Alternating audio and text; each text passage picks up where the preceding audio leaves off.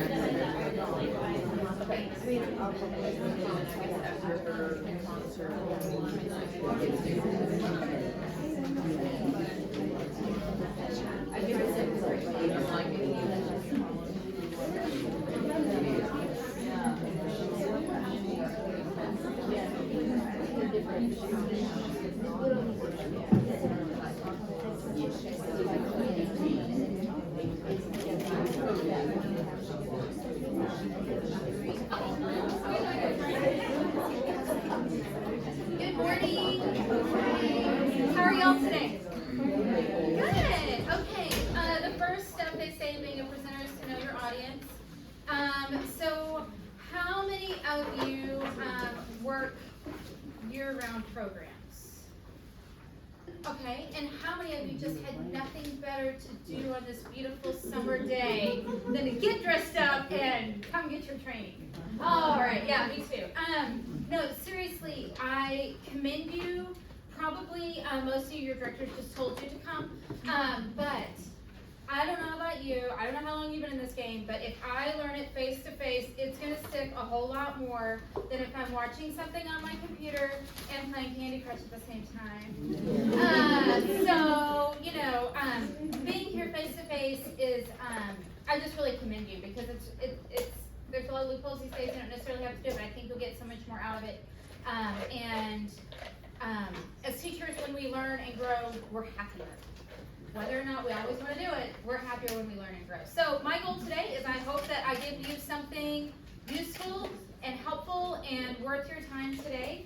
My name is Chris Ramos. I am currently the director at Lakewood Little People at Lakewood Methodist Church. I am also a mom. I have two girls that are 21 and 23. So they are off and away doing their big girl things. And I've been married to my husband Mike for it'll be 25 years this fall.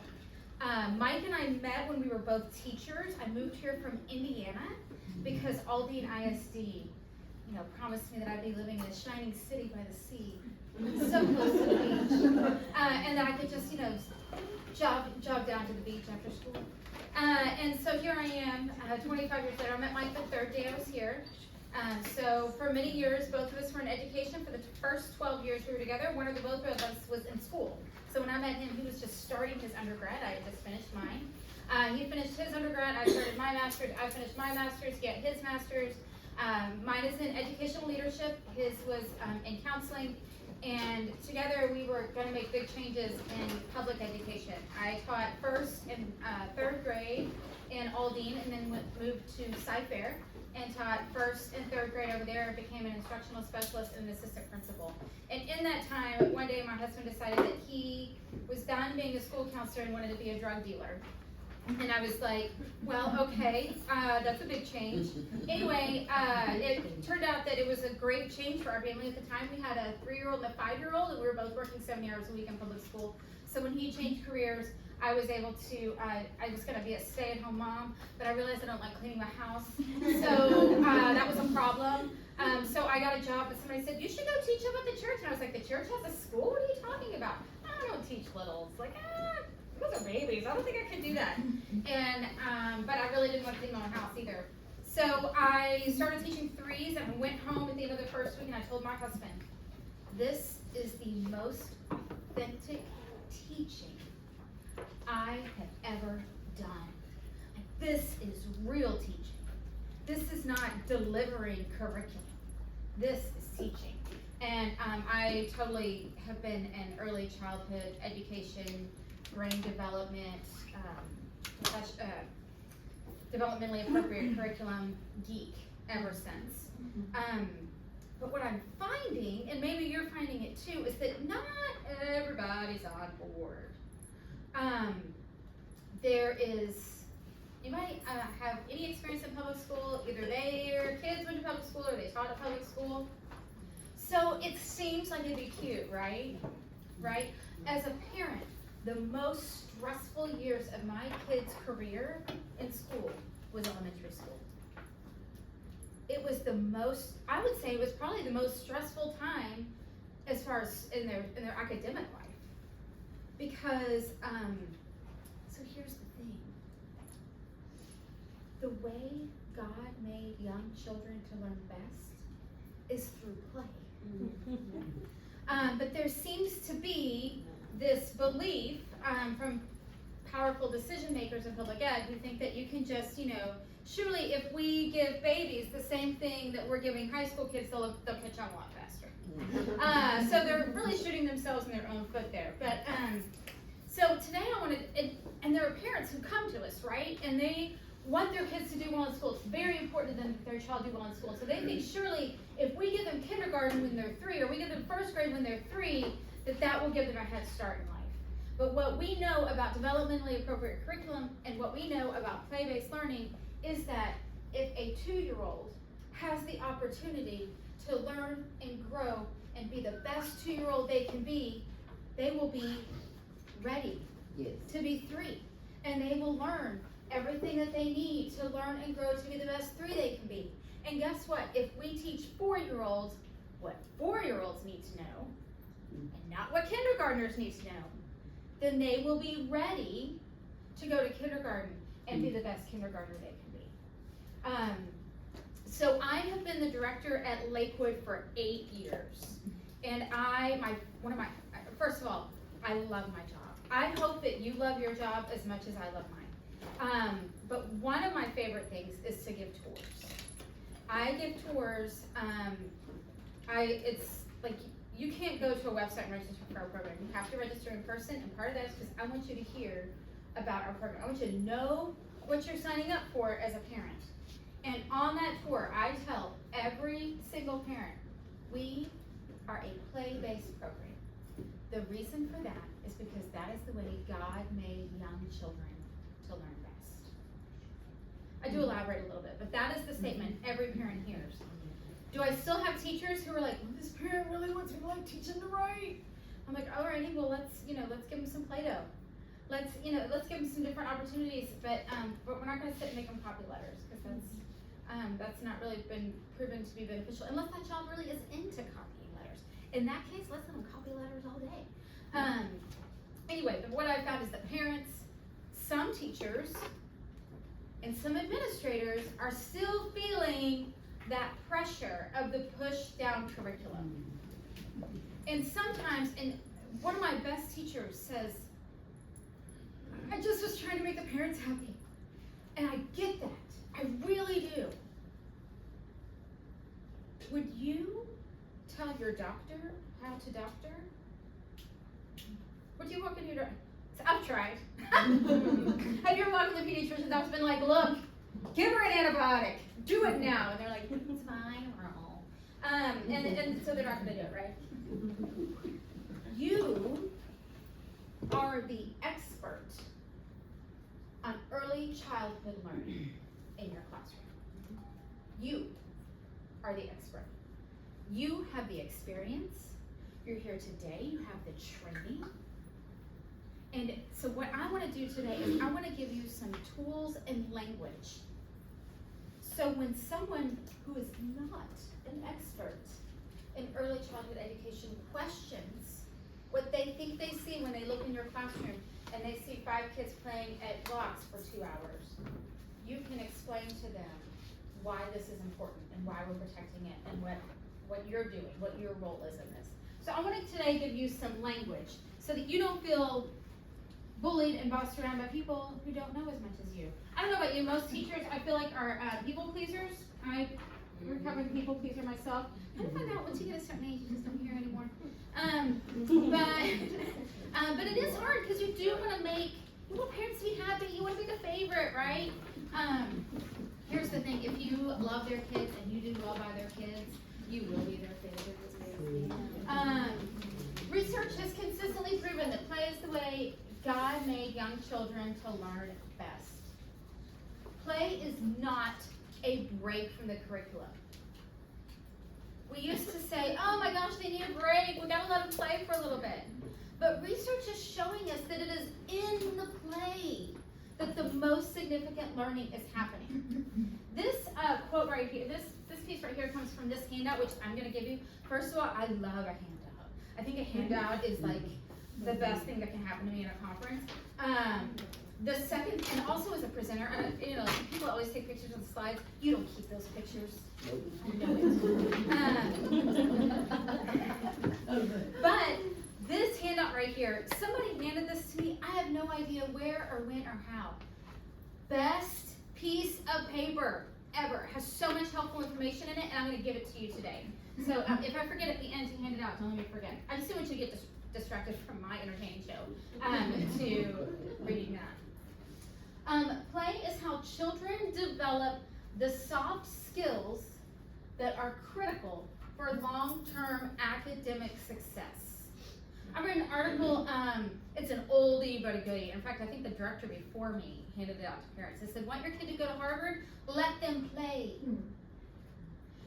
I know 100 kindergarten teachers. I have 3 of my 4 forest teachers taught kindergarten. I was, worked with kindergarten teachers, taught first grade. Every kindergarten teacher in the world will tell you that if a child knows how to attend to the teacher, follow directions, ask for help, and solve a problem, they're good. Yeah. They're good. Man, if every kid went into kindergarten being able to do those things, kindergarten teachers would be so happy because everything else they're ready to teach. But the kids aren't ready to learn all that there is to learn in kindergarten until they have these soft skills. Self-control, empathy. How many of you track empathy in your classroom? Like it's on your developmental milestones. We document, our teachers document it 3 times a year how kids are doing at developing empathy. Even in infants, you can start to see it. Somebody falls, or hurts themselves, and the other one waddles over and pats, That is such an important skill, and it will serve them so well in life. Flexibility, kind of learning to go with the flow. I might know those kids need to learn some flexibility. When I taught first grade, there was always one kid who was self-appointed teacher assistant, and if I did something in the wrong order, she would be sure to tell me. Circle time has to be really stressful. So all of those skills are so important, and they are developed through play. You can't you can read books about social skills, you can play games about social skills, but you can't tell a child in circle time how to be empathetic and expect them to follow through with it. They have to have those opportunities to engage in that activity through play. Play is the fundamental building block of human cognition, emotional health, and social behavior.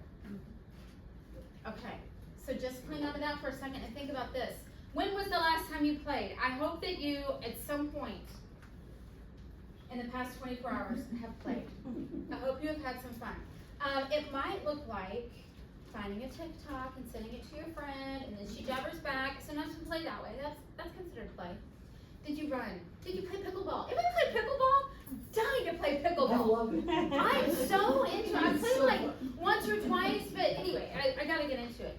But it's so good for us to play, and it's so important for our kids. What's your little sugar? I do not. So this is what I want to tell you today. Your role. When you talk to parents about what you're doing in your classroom, I want you to be confident in what you're doing. This is what you're doing. First of all, over here is the diagram for formative assessment. You probably do it, some of you may or may not know the terminology, but formative assessment is basically where you do this. You watch, you interact with the kids, then you assess. So you write down notes. I noticed that Bobby went over to help Sally when she fell. I noticed that Crystal counted all the blocks that she stacked up, that she was able to count to 10.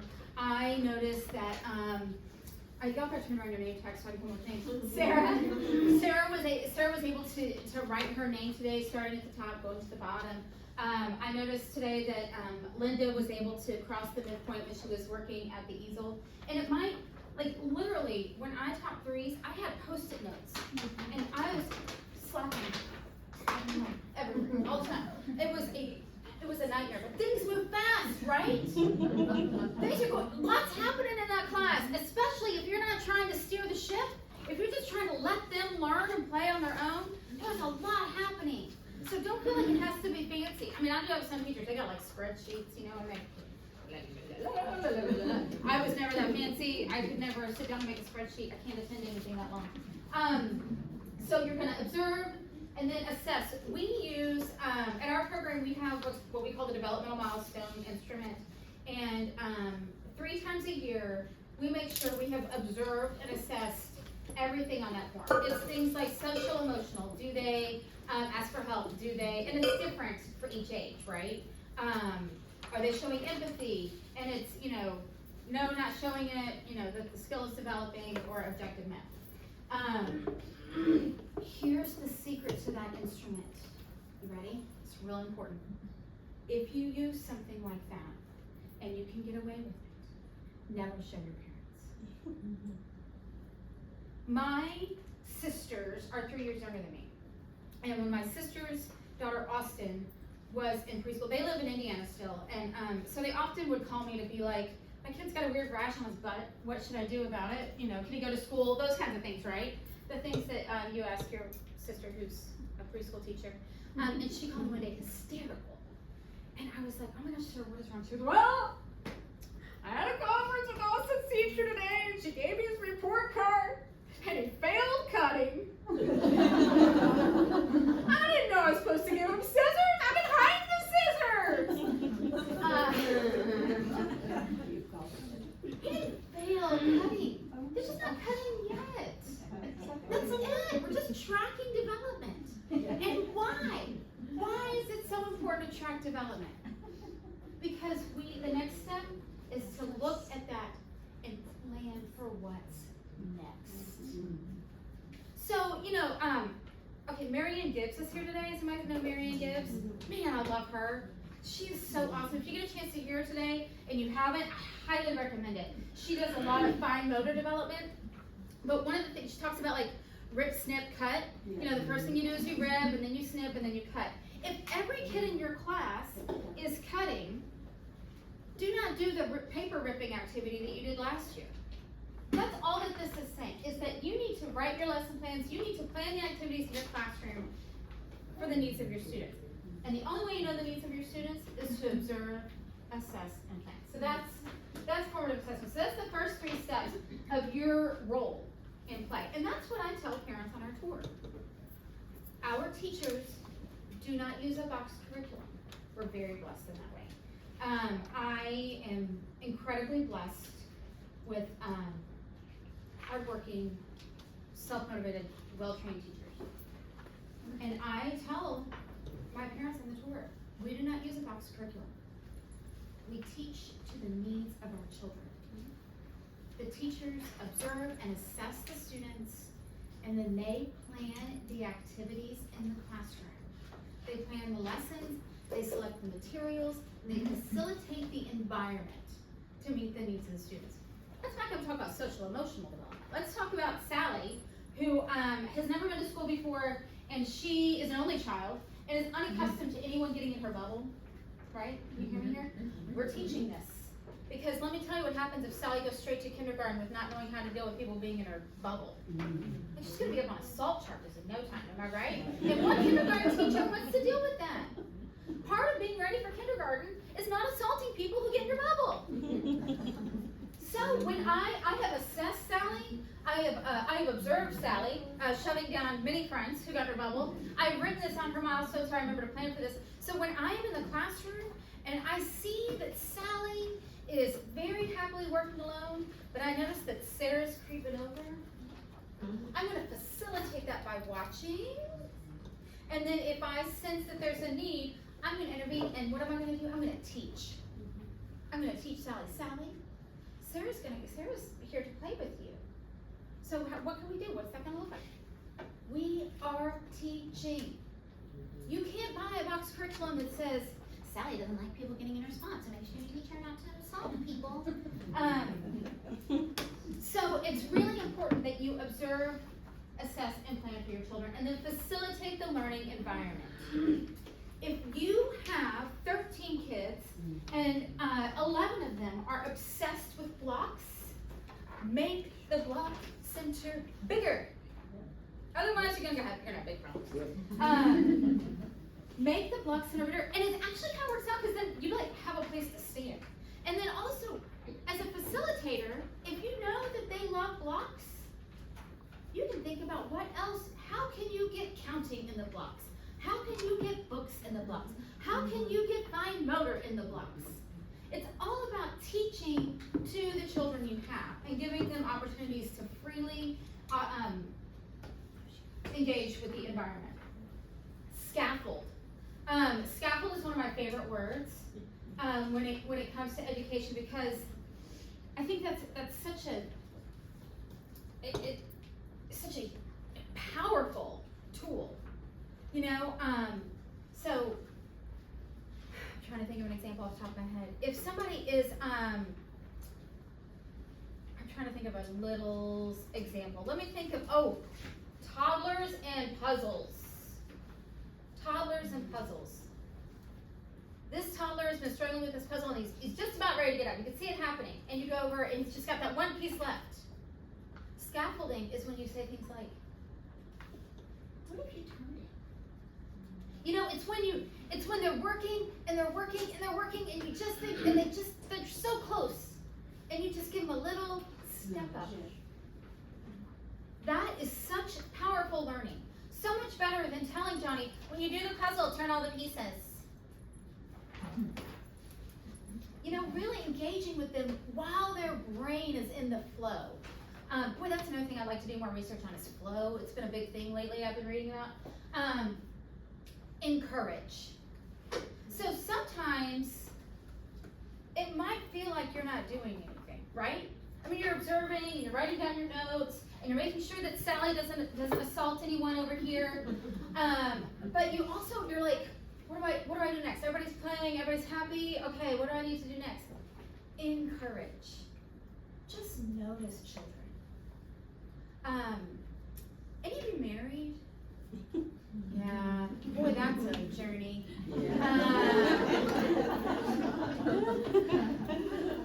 I am not necessarily a words of affirmation girl, but the other day I was procrastinating. That's the only time I clean. It's when I'm procrastinating, and I spent 2 hours cleaning the shower.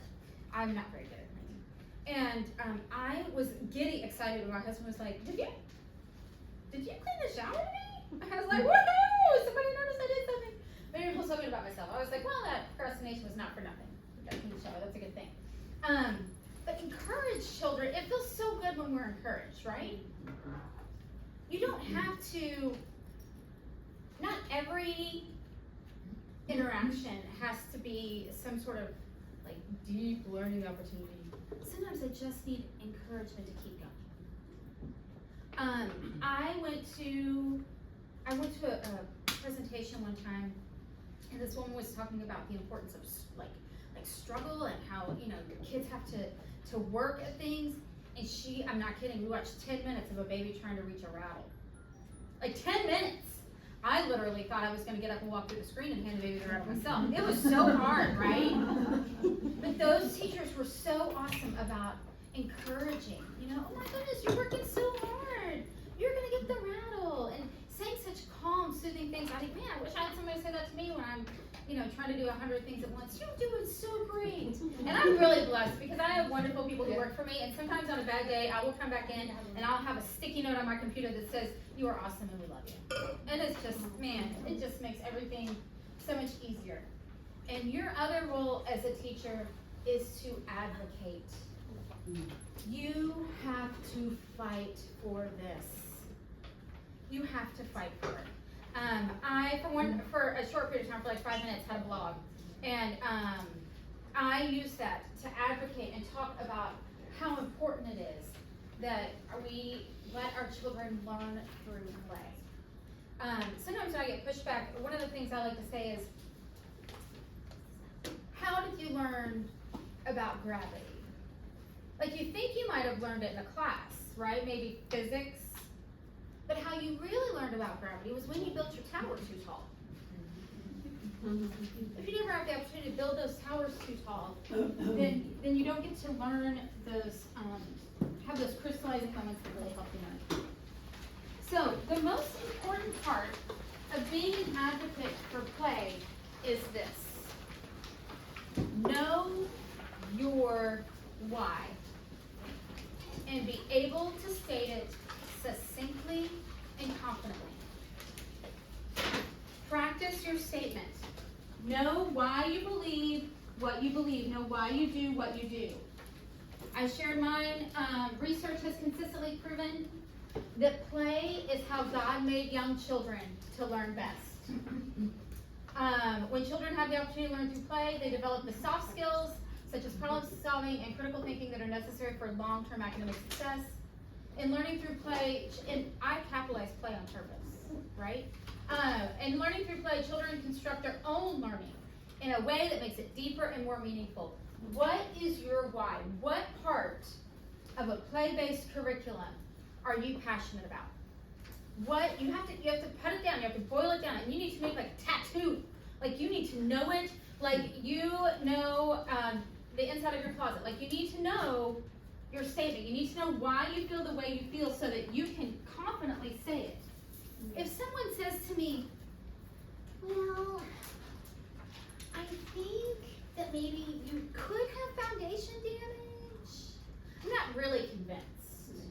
But if somebody says to me confidently, you have foundation damage, here's some proof, I'm going to be into it, right? I'm going to be like, oh, well, that's not good.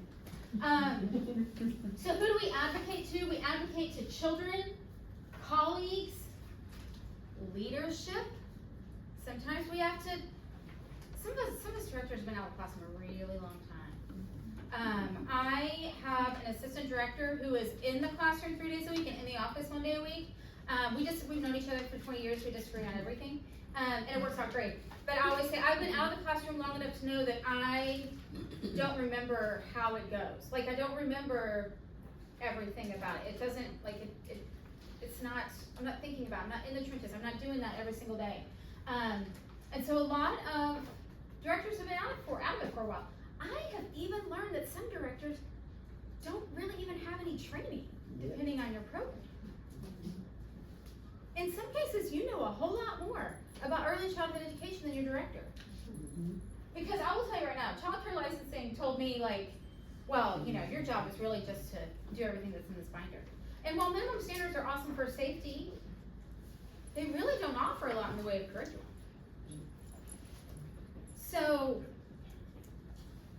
there are a lot of directors who are less trained than you are. So in that case, if your director is fighting you on it, you're gonna have to be ready to advocate. You're gonna have to fight for it. And then of course, parents. Every single parent wants what is best for their child.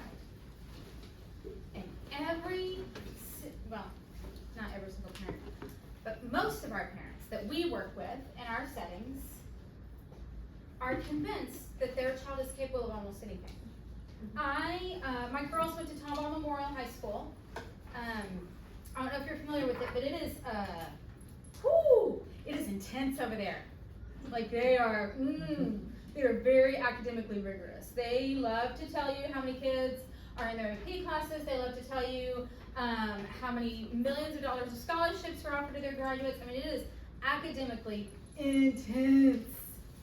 My daughters have friends that went to Harvard, like, and they weren't even top in their class. They weren't even number one in their class. I mean, it's nuts over there. So we went to freshman orientation, me and my husband, right? The first time we had a student, and we sit down, and so they start talking about college acceptance, and they start talking about the top 10% rule, right? In the state of Texas, any student who graduates in the top 10% of their class has automatic admission to any state school, except for UT, which only takes the top 6% now because they have too many reasons.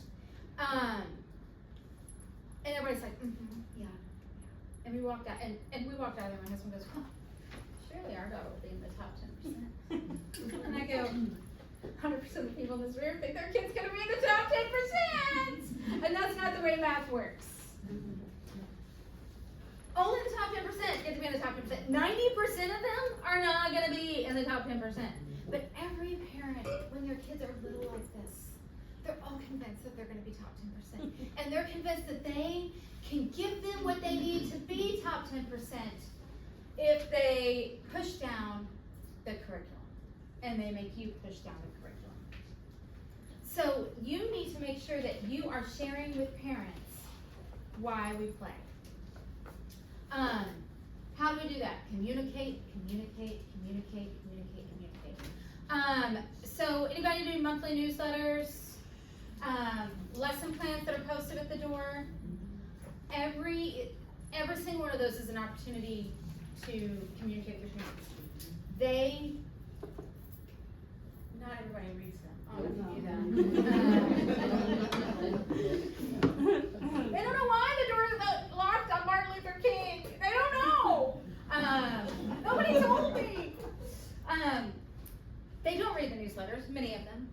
But every now and then, it'll be on the floorboard of their car, and they're sitting in the drive-thru, and they're like, "What is this?" And they're like,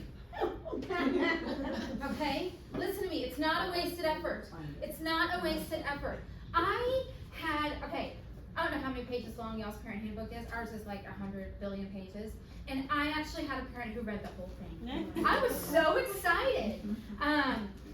But every now and then, they will read something that you put out. One great opportunity that my teachers use is that they will post not just artwork in the hallway, they will post pictures of the children in class and write broad statements about what they're learning.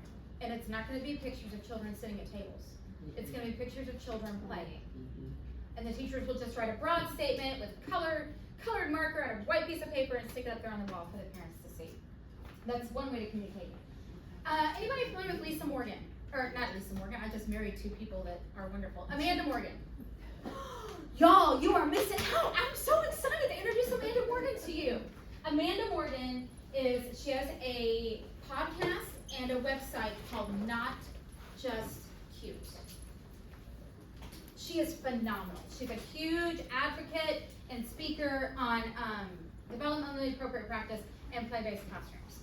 Now, she has on her website for sale one-page letters called Why We Play. Why we play for spatial awareness. Why we play with music. Why we play at the sensory table. Why we play. It is amazing. It's $20 for the whole thing, for all the letters. I think there's like 15 letters.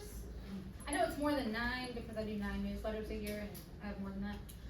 And I put them on the back of our school newsletter almost every month. Yes. Her name is Amanda Morgan. And she has so much great stuff. She just has a lot of resources, but those Why We Play newsletters, worth every penny. Get your director to buy them. Get your director to buy them, then the whole school has them. Okay, Amanda Morgan, Why We Play. I put put those on the back of every newsletter. Sometimes I'll take little snippets and put it on our social media. If I can get people to show up to an event, to a parent conference type thing, you know, like a parent training type thing, I'll share them then. But those are awesome. When you talk to parents on the phone, you know, like Sally's mom likes to talk to you every single day that Sally comes to school. Make sure you're talking about, well, today when she was playing with, I observed. Make sure you're talking to parents in that way about it so that it's obvious that your classroom is play-centered and that your children are learning through that. Like not just, oh, she played with blocks. Well, today, you know, she was practicing counting the blocks when she stacked them. Today she was seeing, comparing like if you stack 5 blocks and 6 blocks and which one is taller. You know, like whatever. You know, you can articulate the learning that you're seeing in the classroom. Take one of those post-it notes that you wrote, and when you talk to Sally's mom later on that night, you can share that with her. Make sure you're sharing information at open house and parent conferences. At open house, I do love child's art. I don't want you to think I don't love children's art, because I love art. I am a terrible artist. My 8th grade art teacher threw things at the wall when she saw my work. I'm just not good at it at all, but I love it.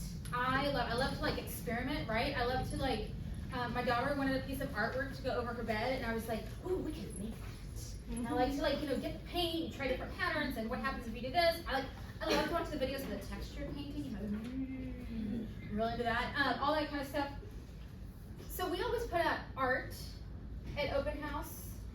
I try real hard to get process-oriented art, but man, people love some products. People love it when all the ducks look the same. And you know, that is what it is. Sometimes parents like to see all the ducks look the same. But I love to have open-ended art for them to see, process-oriented art, so that the parents can see the opportunity they had to experiment with different media. Don't just put out a painting. Show something where they made art with sand, those kinds of things. Take pictures and post pictures. Another tool that I put in here for you, it's this page in your packet. You can flip to it if you want to. I made this before Amanda Morgan made the Better thing. I whipped this up one time, and this is awesome. Something like this is great at open house. So what I did was at open house, I had like the when I am playing with blocks. I typed that up real big, and I put that in the block center. So when parents came, they saw what we're doing at blocks. And I did that for all of my centers in my classroom. And that way, that's another opportunity to communicate with parents about what students are learning through play. You could probably come up with a better one. I literally made this I made that like 100 years ago. Right. Oh, and if you're a director, if your program uses social media, I will tell you that as a person who is, like I said, I'm the director. I have an assistant director 1 day a week.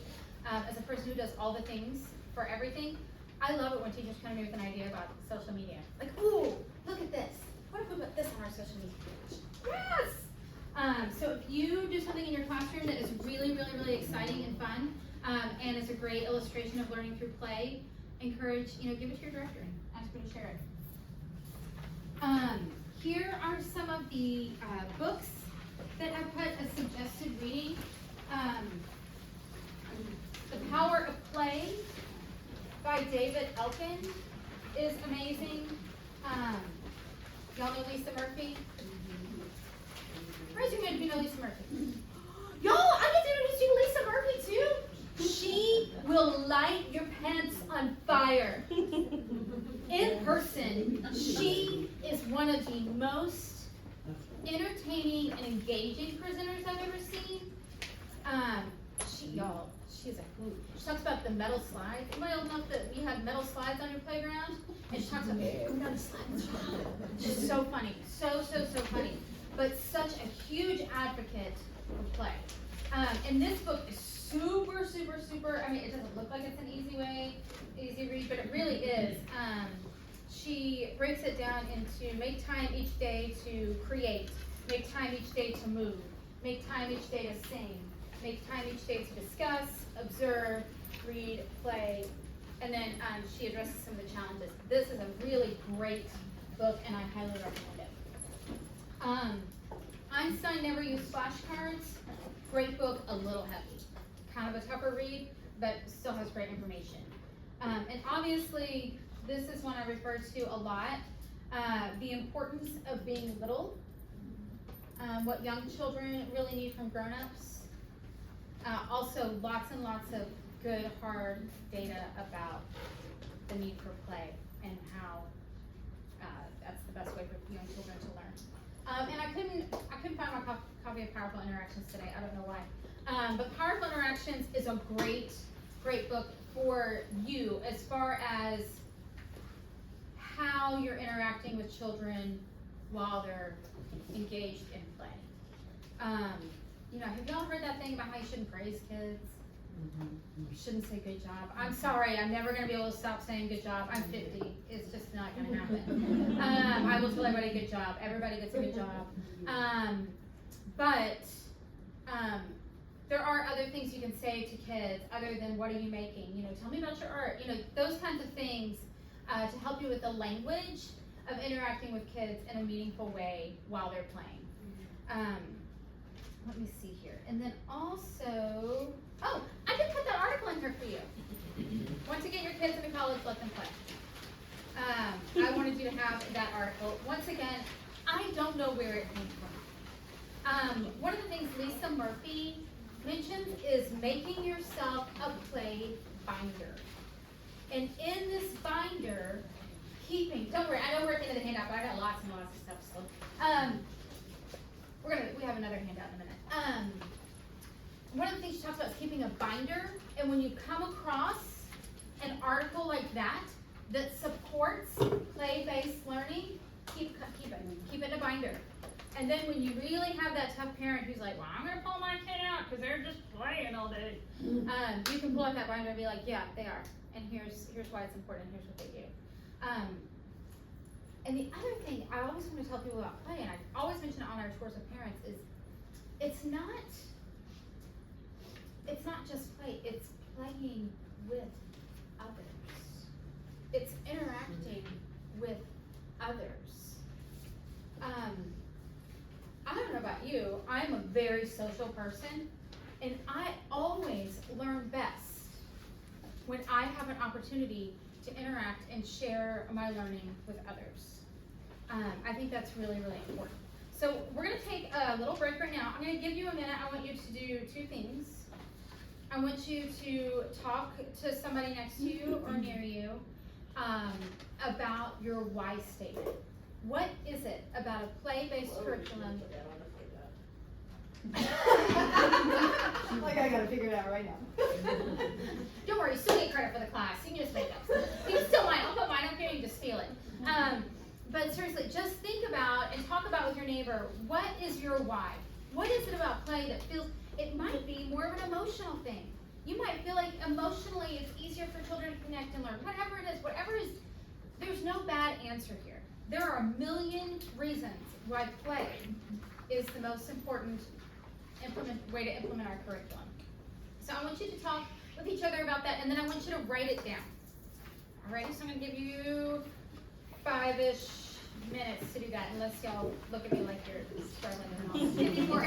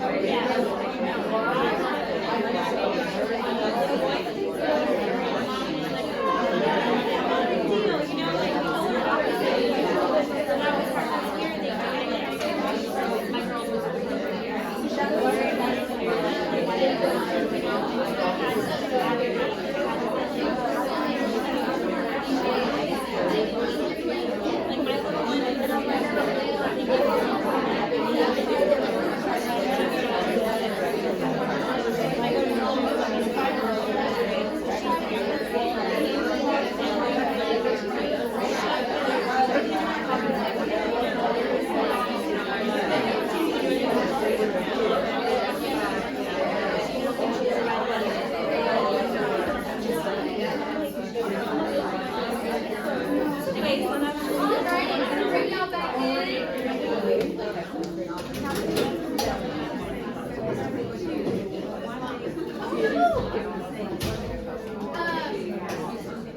Was that, I hope that was helpful to everyone. Yes. Does anyone want to share their statement?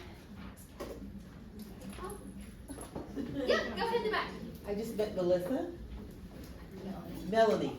And it was great, sorry. It's an Eminem. Eminem. Yeah. And so we were talking and she was asking me a couple of questions and I shared with her about, I do music. So I shared with her how we have implemented, Jana Alera. Yeah, she's awesome. And, the kids, with my classroom, we did the bikes. I put bikes in our classroom so that the kids could ride the bikes and with the music. And of course, motor skills were one. And two, teaching them how to formulate, ride behind each other, don't bump into each other. And that works really well because they're doing their fingers, their hands, their feet, they're doing all that. And also I share with her that I put blocks on my floor, the big blocks, big square blocks, the floor blocks, and share with her that having them to dance in their block so that they will not kill each other. Well, you have powerful little bodies, they're not Absolutely. aware of their space, are they? So you gotta stay in your block in order to, they were taught, initially first beginning, they were like, we were just all into each other, but at the mid-spring, they were learning to stay in their blocks and to dance or move in their block. And they stayed in their block come school end of the year. Their parents were like, oh wow, they're getting it. So that was a good share. Awesome, thank you. Yes. I am a big facilitator in like the belief of everyone's doing something for the first time. Oh, I love And that. I think that meeting kids with play is meeting them where they're at, because they're gonna learn it for the first time. You don't know how to share if you've never had to share before. I didn't know how to drive before I got in my car. You have to meet everyone where they're at, and play is doing that because, I think Mariah put it really well, a disinterested child is not going to. That is exactly right. If you just say, be interested in this, they're gonna say, well, I don't care. Yes. I use that example, and I love the way you worded that. I'm gonna steal that.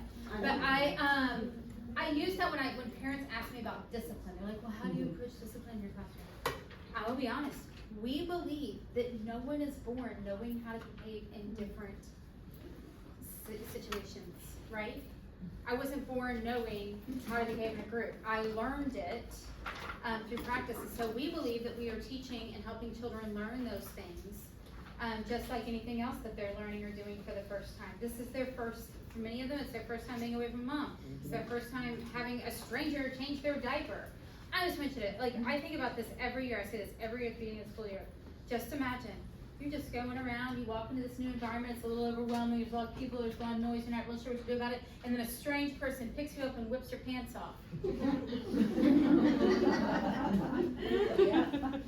I love to think about things with respect of children and their space and it's important to say, to have that conversation with them. Okay, I bet you got dirty pants. I'm your teacher and I'm gonna put you up here, we're gonna change your pants right now, we're gonna change your diaper for you. But so important because they are doing everything for the first time. Some of them are sitting in a chair to eat a meal for the first time. All those kinds of things. I'm going to give you this article to take with you. I hope it will help you as you continue to think about play in your classroom and how to articulate that. And I just want to thank you all so much for being here today and being active participants. Y'all were the most lovely class. Thank y'all. I hope you enjoy the rest of your day.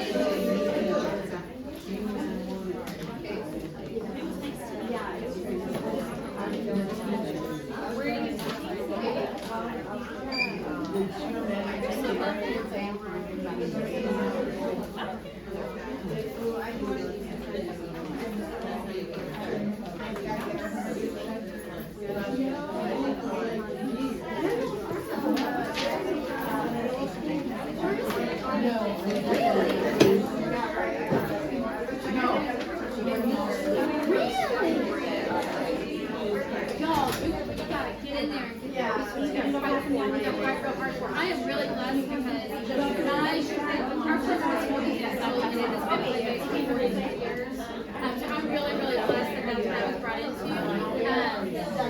Did y'all get that email?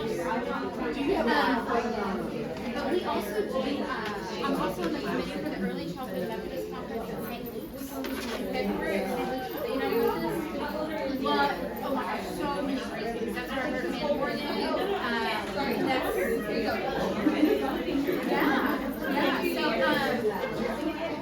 The Early Childhood Methodist Conference, ECMC, I think is the website. I have one. Thank you, love. Thank you, ma'am. Hannah? Yes. Everybody got a sticker, correct? Make sure we're done.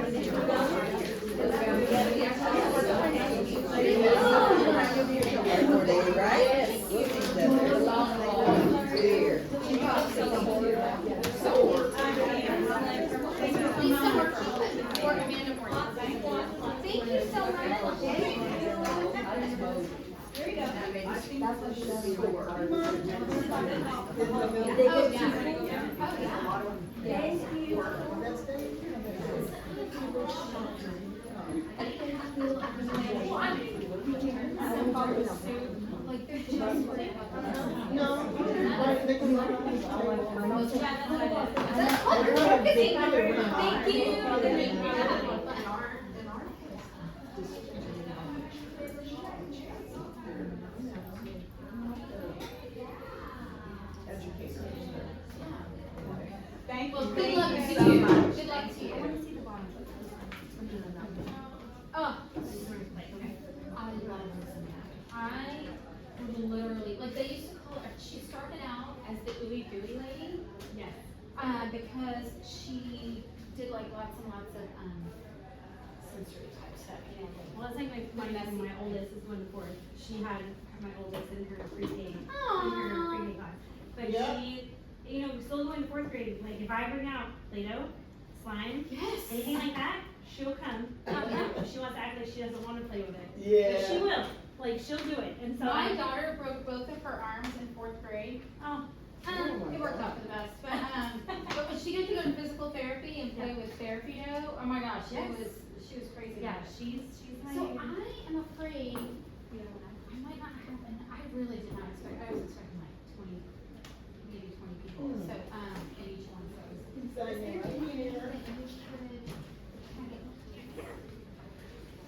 So sorry. How many do we think? Good morning. Because I had these, but I made these before I added the other card. It's black and white is fine. Right, all right, 20. Okay, I'll do that. 25. 25? Yeah. Oh, do you need me to do stickers? I mean, to help people sign She's in? got I have it. this, Oh, okay, yeah. she- okay, this is here. Yep. All right, I'll be back. Did you have one of those hands up? Yeah, things? yeah. Okay, no problem. No problem. I'm gonna make more copies for her. I'll be back. Okay.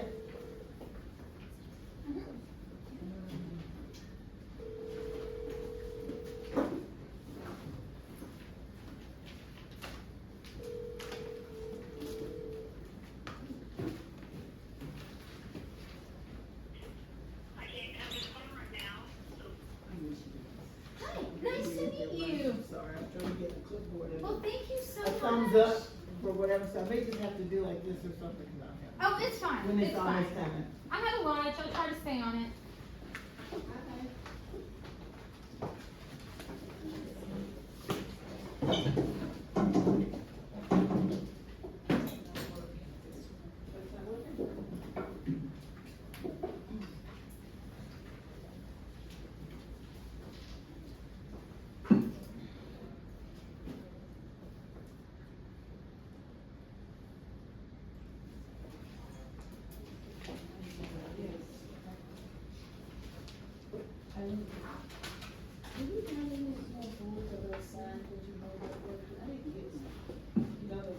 Or did they run out?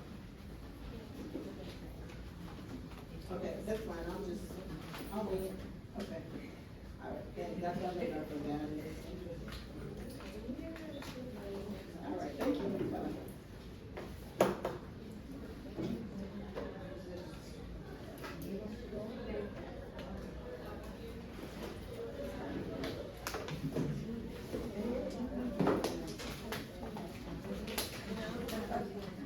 Yeah, all I have on my report I didn't get a clipboard, I just got paper. It's okay, I know yesterday they were looking for them. They couldn't find them, but if I didn't take it, I probably got 12 of them in my storage, and that I used for my kids when we do outside work. When you do that, I'm gonna check with you what else can we do.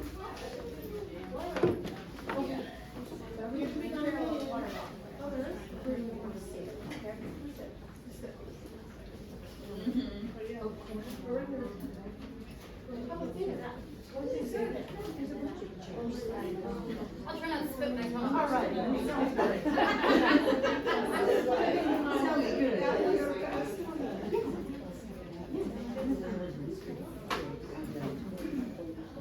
Just tell them that they'll be there.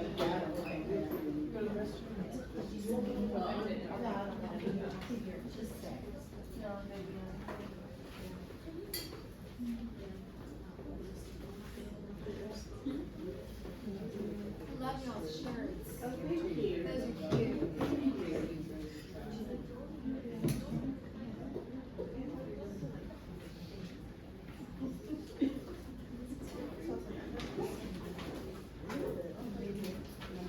Okay.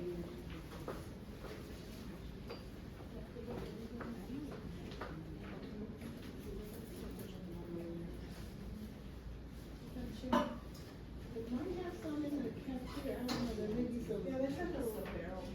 Yeah, it should, the youth is the blue barrel. Yeah, they are. Thank you. Thank you. Uh-huh.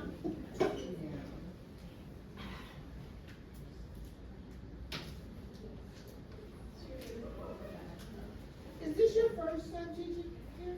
Yes. Okay, I know you didn't look sure. Yep, it's my first time presenting Here. here, yeah. Well, welcome to our. Thank you. get over the size of this room. I was a little shocked when I came in. I was expecting a teeny tiny room about half this size, so.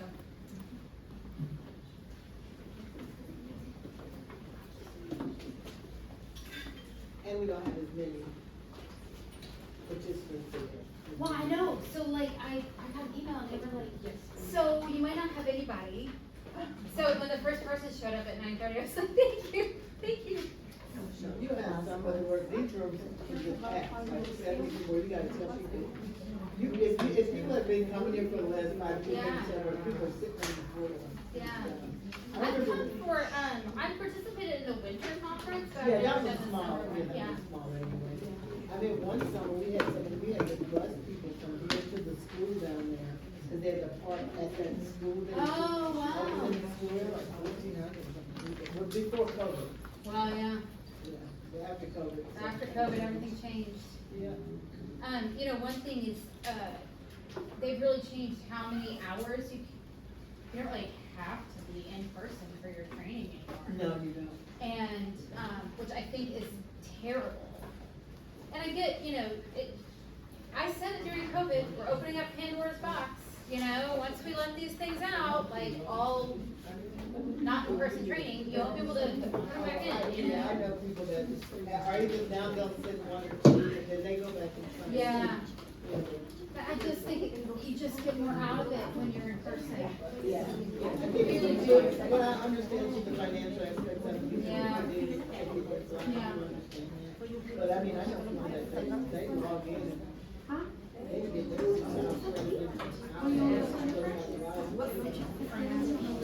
I will admit, I do, those things that I have to do every year, like child abuse and shake a baby, I do those through Texas A&M AgriLife. Yes. I also may or may not have been playing Candy Crush. And that's why I think in person is so much better.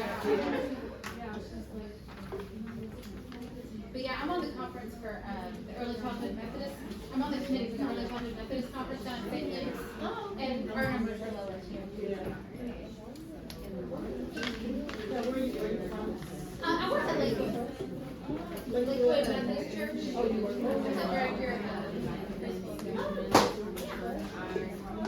So very close.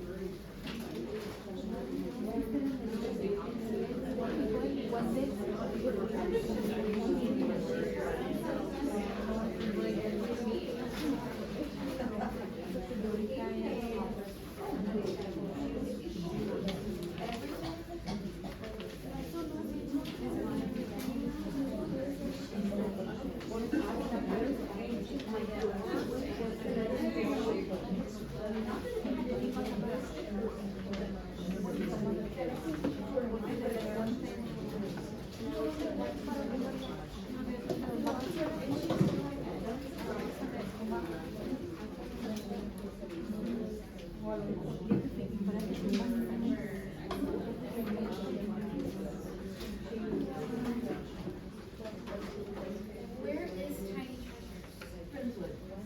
Oh, okay. Okay.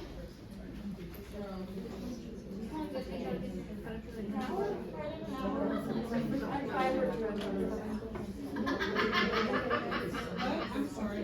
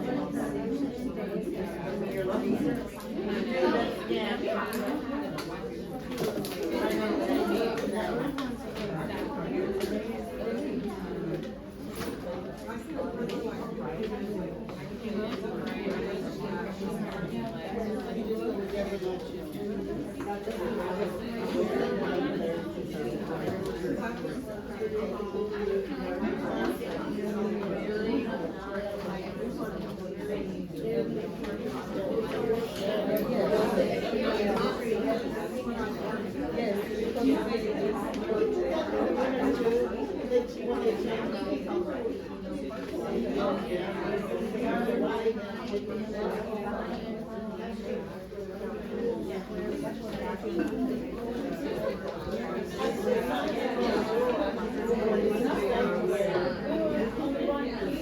when you go